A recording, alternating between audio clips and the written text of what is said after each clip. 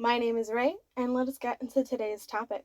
So, what is an adaptation? So, according to Webster's dictionary, it is defined as something that is adapted, or specifically a composition rewritten to fit a new form. This can be from video game to TV series, from novel to film franchise. These count as adaptations. Let's see, there's a lot of examples of these types of adaptations in today's media. But today, there's something in particular that I would like to get into. From Tomb Raider to Tomb Raider, and from Super Mario to Super Mario, let's take a look.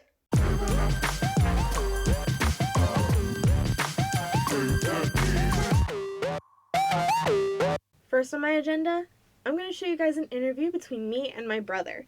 We're going to be talking about some of these video game adaptations. He is a person that plays video games, watches these adaptations, and has some solid opinions that I think he'd like to share. So, let's see how that went.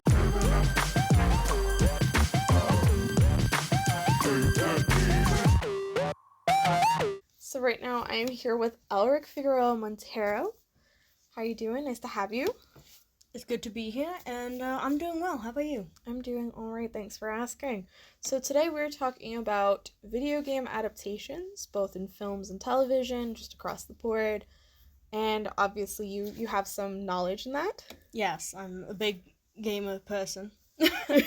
And I love watching adaptations of things. Me as well. So, what are your thoughts on adaptations, just across the board? I think you don't have to follow things like word for word to be a good adaptation, but there is a certain respect for the material that you have to have for it to be considered good, at least in my opinion. Of course. In actually kind of following up on that, what do you think makes an adaptation successful? So, again, there's, like, that respect for the source material, so, like, nod backs or keeping certain, like, key details the same. Having certain, like, Easter eggs for, like, the diehard fans of whatever was the inspiration is another big thing for me. Gotcha, yeah. Do you think it is more important to be faithful to this original material, or to take creative liberties for its translation or its director's vision? I feel like both play a major role in making something good or not.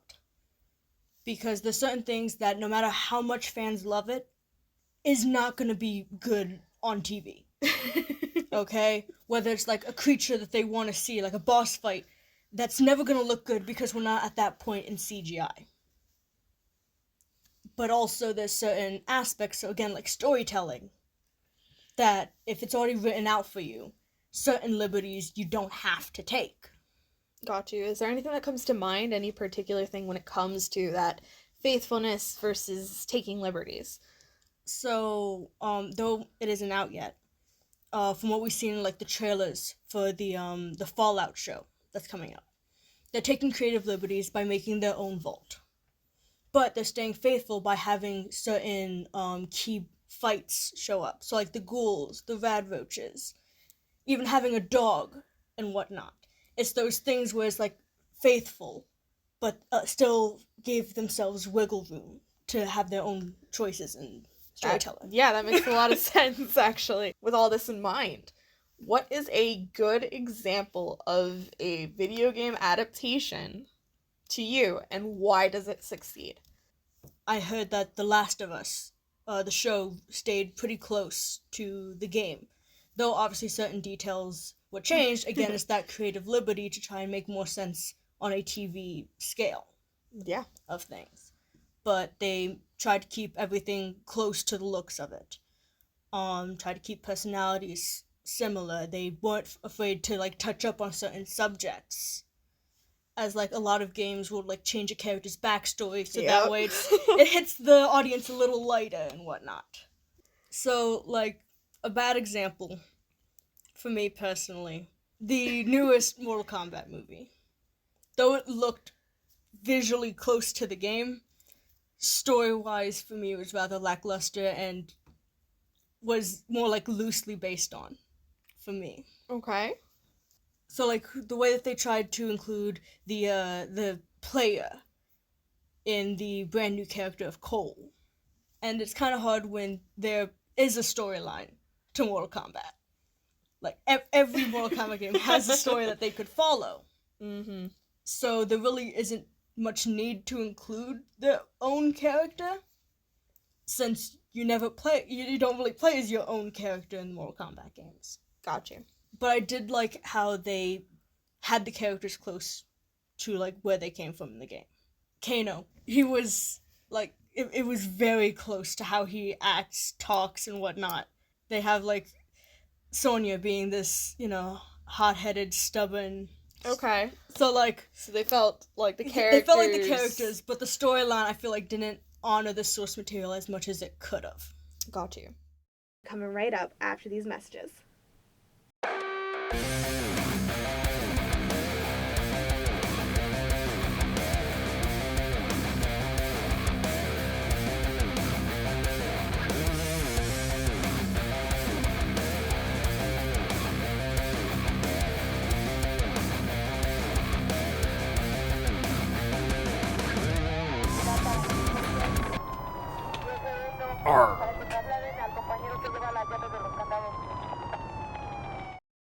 Welcome back.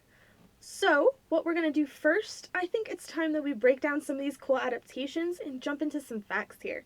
I found a lot of crazy little things while trying to research for this episode, and I thought you would want to know some. So, let's begin.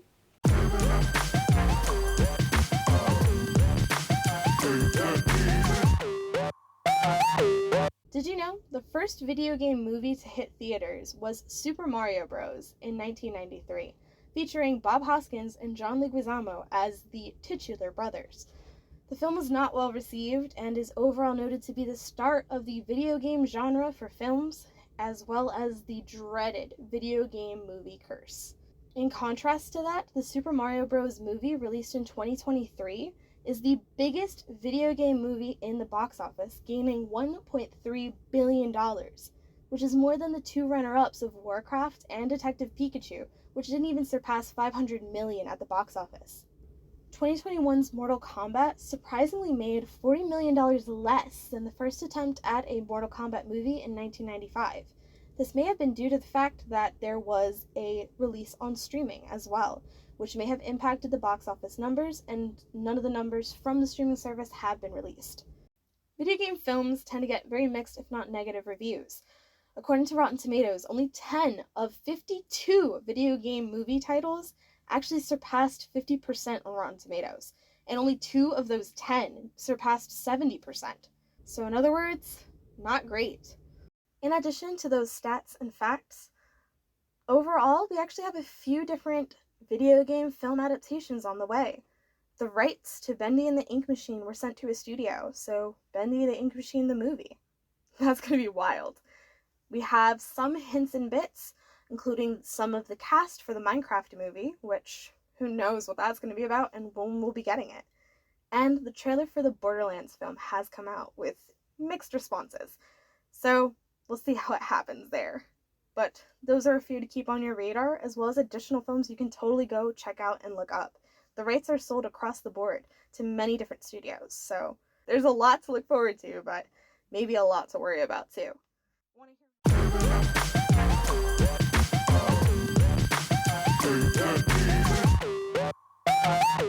Do you think that it is possible to be faithful to a fault? I do. Because I'm not somebody that looks at adaptations for a shot-for-shot remake. If I want to do that, I'd play the game. Reasonable. So I do feel like when there's a lack of personality in the movie, it's very dead, almost. Actors could be great. Directing could be great. The cinematography could be great. But it does feel empty. Yeah, because the director didn't get much of a part in it if it's literally just following the cutscenes of a game. That's, super reasonable. No, that makes a lot of sense. Rather it being the director's, child, it's not like the kid they're babysitting. That's a really good analogy, actually. So as you're saying, it shouldn't be like a shot-for-shot remake, and that it does honor its materials and certain audiences and stuff.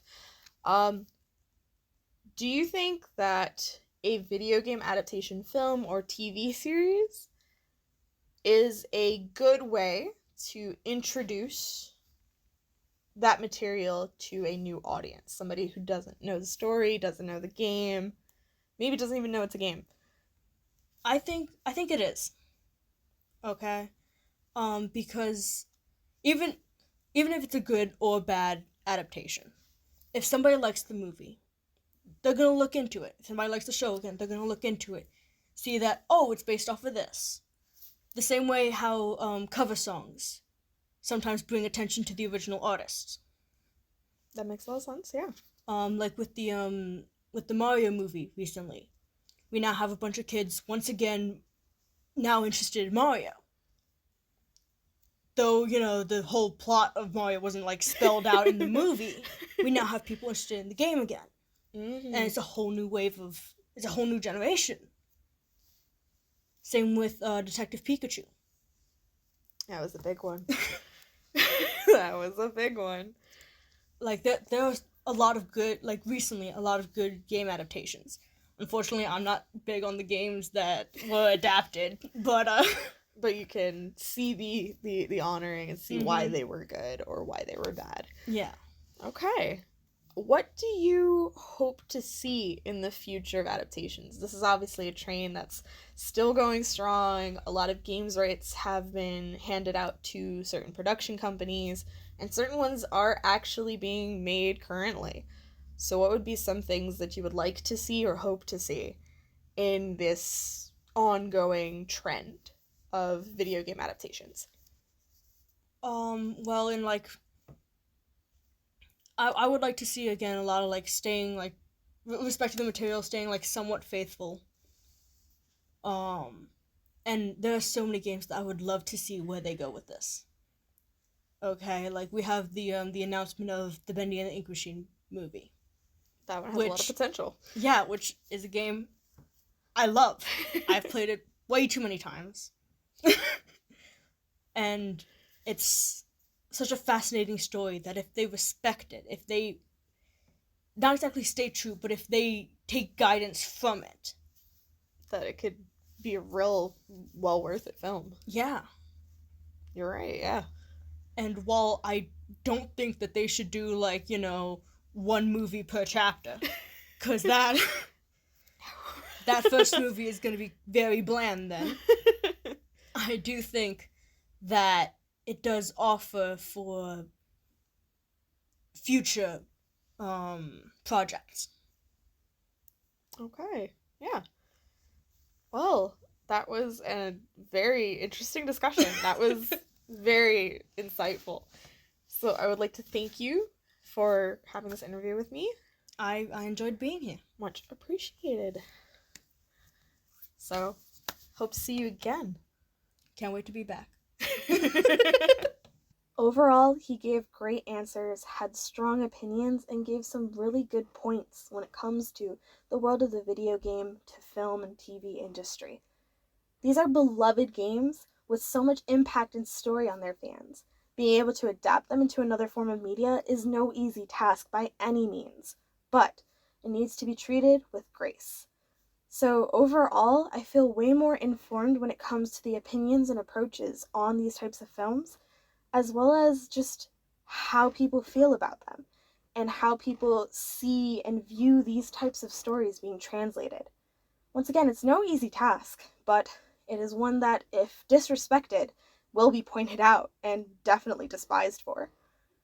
Overall, I look forward to diving more when it comes to the world of adaptations, and would love to do more of this down along the way in this series. But for now, that was video game adaptations. See you later.